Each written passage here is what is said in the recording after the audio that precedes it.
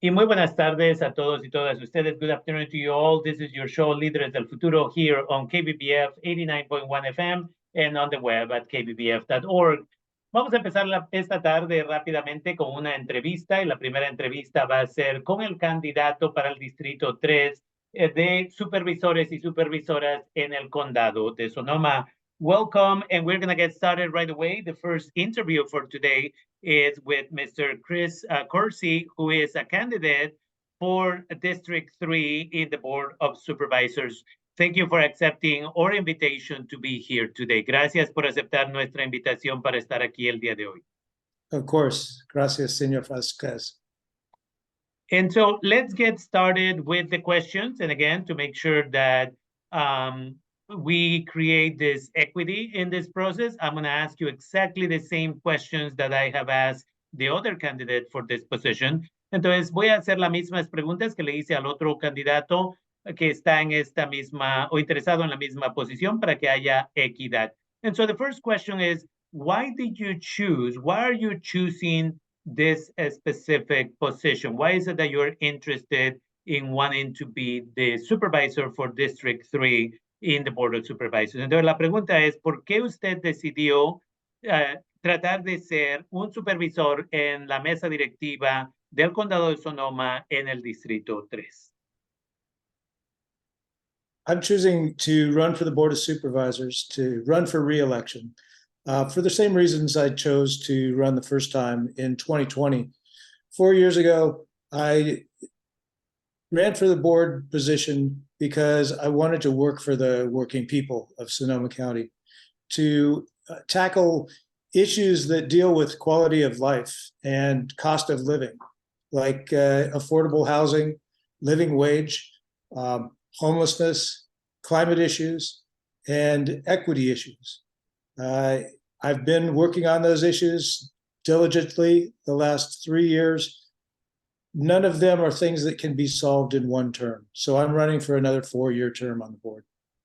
Bueno, yo estoy en candidatura para esta posición, para reelegirme para ser el supervisor del tercer distrito, por las mismas razones por las cuales me postulé para la candidatura hace 4 años. Y es porque yo estoy aquí para trabajar para la gente de clase obrera, para la gente trabajadora, para mejorar muchos de los problemas que hemos tenido, como la calidad de vida, el costo de la vivienda y de los otros gastos que se requiere para vivir aquí, también para resolver algunos de los problemas como equidad y como la falta de hogar en nuestra comunidad.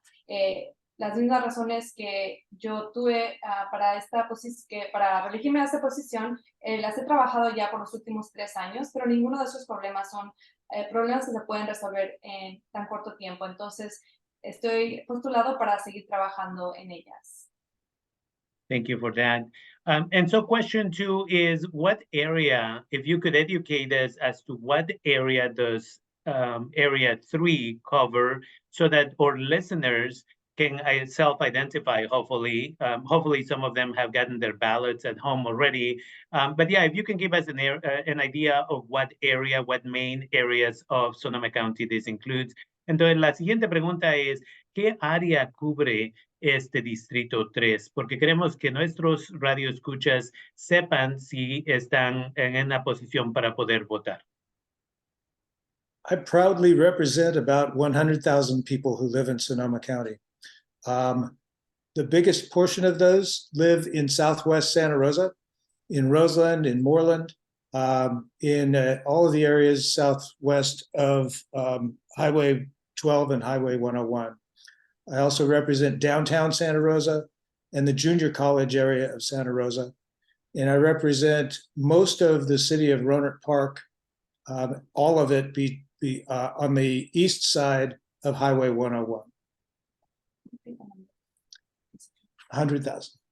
Sí, muy bien. Para traducir en primera persona, orgullosamente represento a 100,000 personas, a 100,000 personas que viven en el Condado de Sonoma, y el Distrito 3 abarca lo que es el suroeste de Santa Rosa, Roseland, Moreland, South Park, y todo el suroeste de la carretera 101 y carretera 12. También represento el centro de Santa Rosa, la área donde está el colegio, el Junior College, y también la mayoría de la ciudad de Romer Park, incluyendo el lado este de la carretera 101. Thank you for that. And the other question is, how can you expect to support the community if reelected to this position? What are some of the goals that you're going to be working on if, again, you are reelected? Entonces, la siguiente pregunta es, ¿qué es lo que usted espera a completar en los siguientes años si se le da la oportunidad de quedar en esta misma posición? My goals for my constituents, the constituents of District 3, are to improve the quality of their lives, particularly people who have been historically unrepresented, underrepresented in our community. And we know that there are large numbers of those people. My focus is on lifting people up, on making lives better, not making good lives easier, but making hard lives better.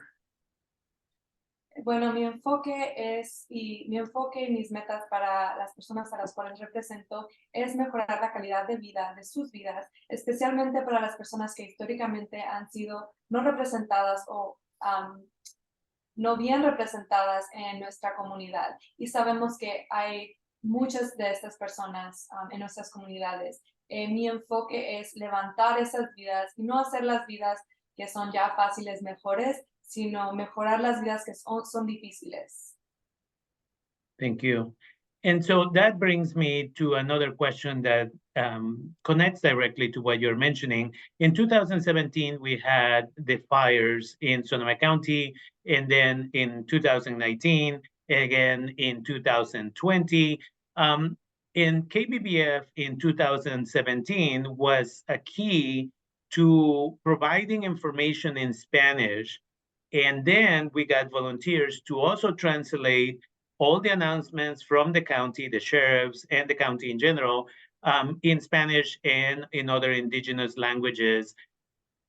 And then it was interesting to see that in 2019, I believe it was the year when, again, 2 years have come and gone. The county never apologized to the community for not communicating in their language. And then in 2019, I believe is the fire that happened in the Guerneville area. I can never remember if that was 19 or 20, but KBBF representatives in that situation, it was me.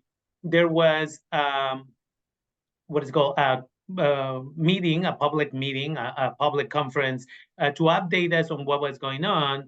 And when somebody asked the question, a reporter asked the question in Spanish, then the board member at the time said, repeat the question in English because we don't understand what you're saying. And again, that meeting was a public meeting that was affecting thousands of migrant workers who were in the fields.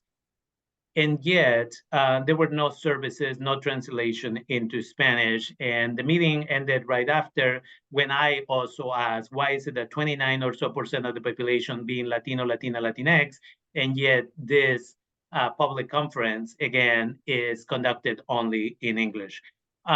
What have you been doing? What do you plan to do to change and create a more inclusive environment for migrant communities? And I'm not just referring here to the Spanish-speaking community, but people from all over the world. There was a survey that was conducted about 15 years ago that said Sonoma County had something close to like 68 languages that are spoken.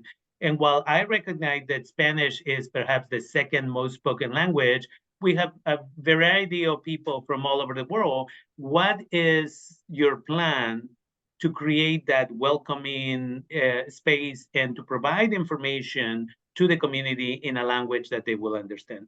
And I know it's a long question, but it's important to get the background on that question. Entonces, rápidamente, en el 2017 no había traducción de servicios en español. 2019 todavía hubo una conferencia de prensa donde se ofendió una de las representantes del condado cuando le dijimos, ¿por qué no está esto siendo traducido también en español?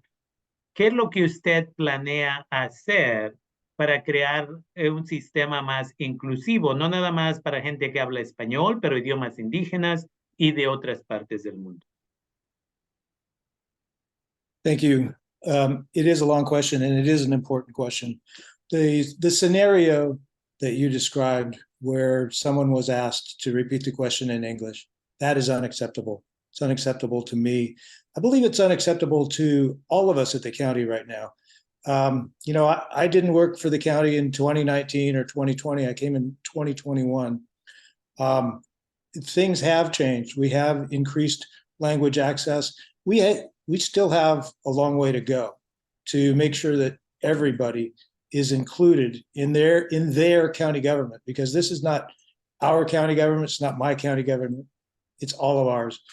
After the 2017 fires, I was mayor of Santa Rosa at that time. And, I know the value that KBBF brought to the response to those fires. I worked with Alicia Sanchez. After the fires, we helped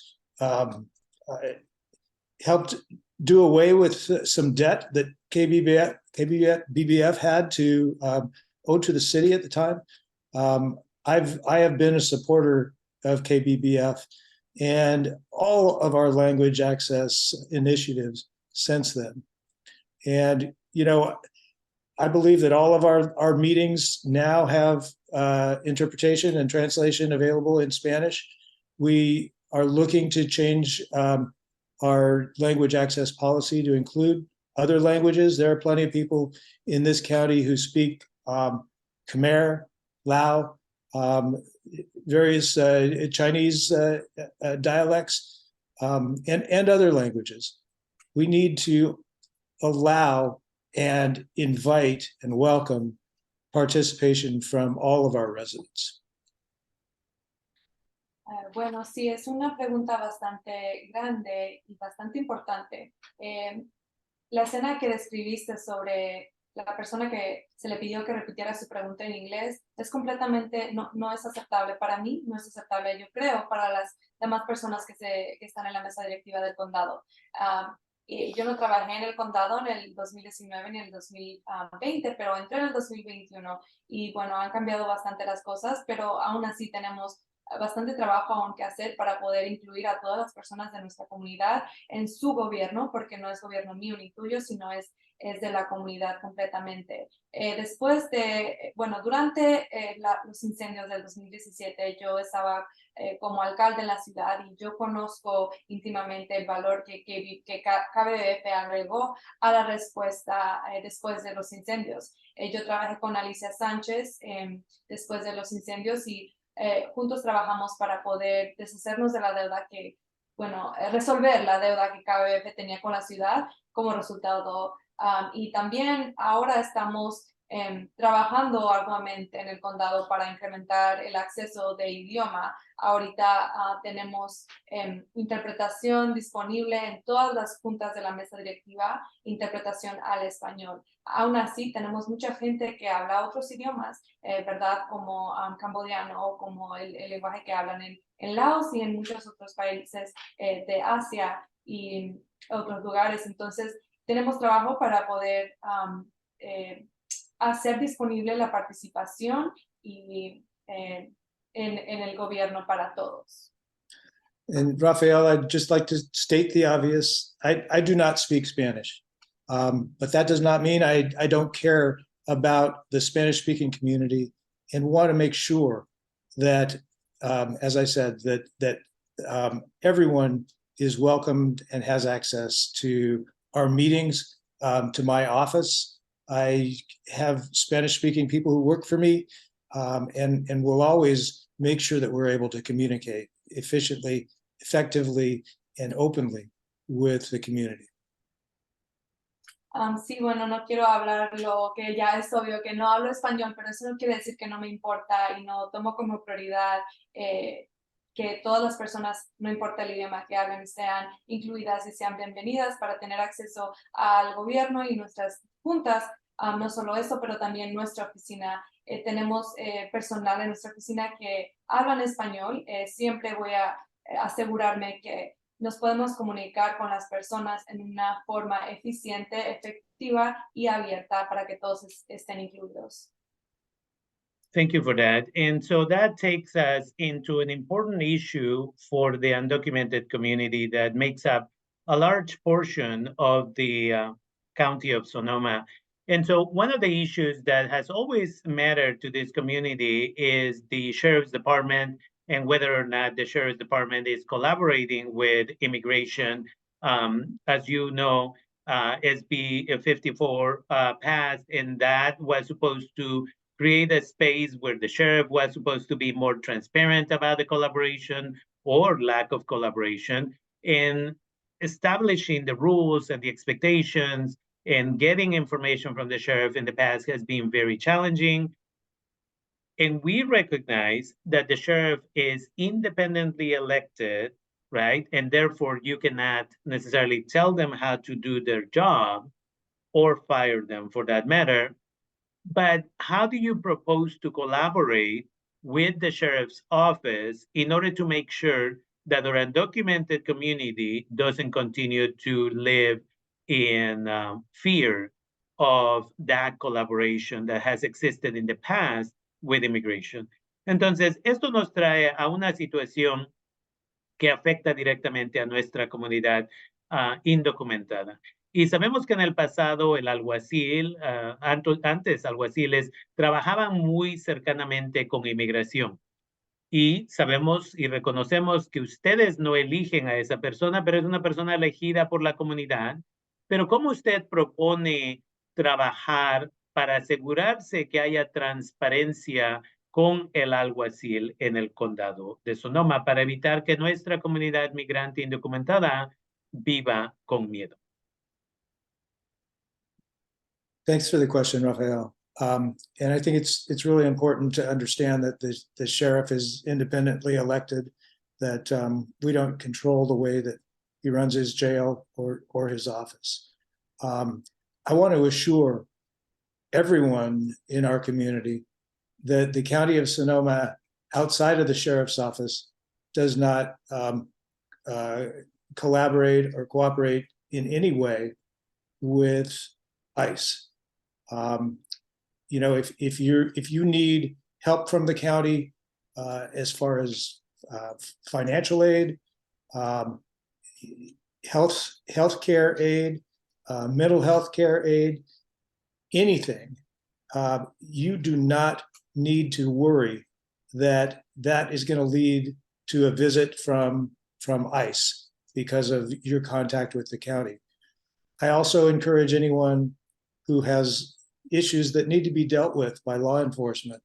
You know, if it's a domestic violence situation, if it's a neighborhood situation where you feel your kids are in danger or you're in danger, if a crime has been committed against you, please do not let fear of federal ICE agents affect the way that your contact with the sheriff's office.